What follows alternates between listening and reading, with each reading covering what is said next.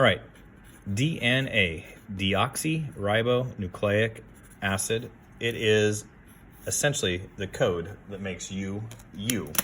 So over here, let's start with you.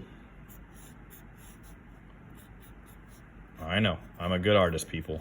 Unbelievable. And you are made of cells, living cells.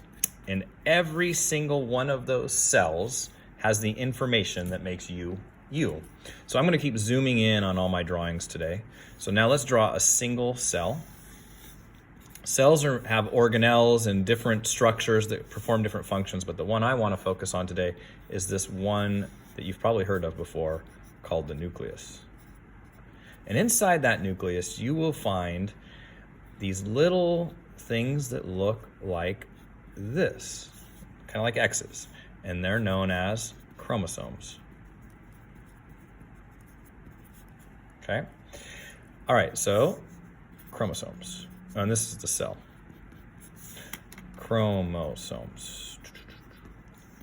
So if you looked at chromosomes, they always come in pairs. You happen to have, I'm not going to draw them all, you happen to have 23 pairs, okay, or 46 total sets, okay. Now, I don't want to go into too much detail on this today, but what I want to do is zoom in on a section of these. And sometimes these sections code for what you would think of as a gene. So maybe this section right here is coding for eye color, and this section on this one over here is coding for maybe how tall you are, etc. So let's zoom in and see what's going on these chromosomes. A strand of this would be known as DNA.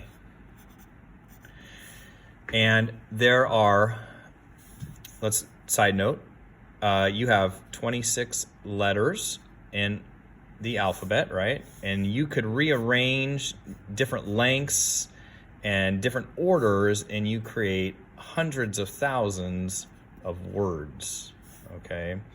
Well, DNA, instead of having 26 to make thousands and thousands of words, DNA works, instead of letters, 4 chemicals that your body can read. So it only has 4 letters basically, and it creates, instead of words, proteins, or all the things that make you, your traits, okay?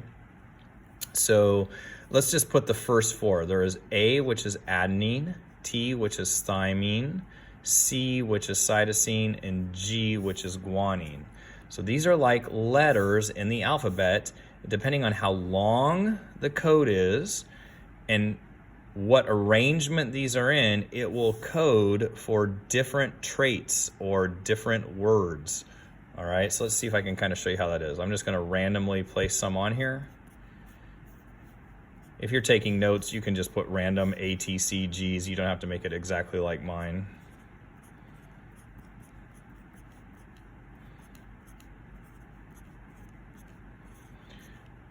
Okay.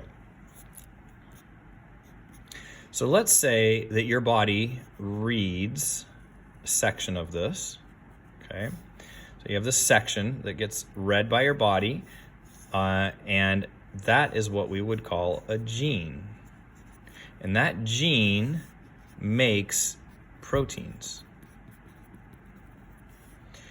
And these proteins essentially can do a couple of things. One of them is really they are making all the traits that you think of that make you, you, all right? They can also build the structures in a cell, which is really a trait, okay? So they can build structures, and yeah, let's just leave it at that. So there are the traits that you are, and they build structures. And a structure is really just a trait, okay? So let me see if I can give you an example. Let's just call this gene 1. And let's say this specific code is coding for your, or not this specific code, but this section is coding for your hair color, all right? And ATGCG is making proteins that in this case make your hair blonde. Okay, so this is just an example. By the way, these would be thousands probably long, maybe even millions long. but in my example, I'm just keeping it short. So this section of DNA might code for hair color, but the specific arrangement that I have here makes the proteins that make you blonde, for example. All right, so maybe this section down here, from here to here, is coding for, I don't know, finger length. Okay, so this would be gene 2. And this is coding for proteins in your body to be produced.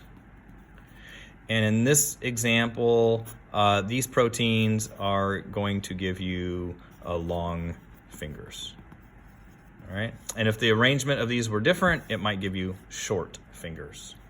So that's the basics. Okay, so we start with you, and then we go to you have cells, and in every cell is a nucleus with chromosomes, and on each chromosome are letters or codes that are arranged. They're really chemicals, and they're arranged down a strand, and those strands are red. Okay, you might have noticed I didn't use all of these. What are these doing? We used to call that junk DNA. We used to think they didn't have a function. We now know that they do probably provide functions, but they may not be specifically coding for proteins. All right, I think that's about it, people.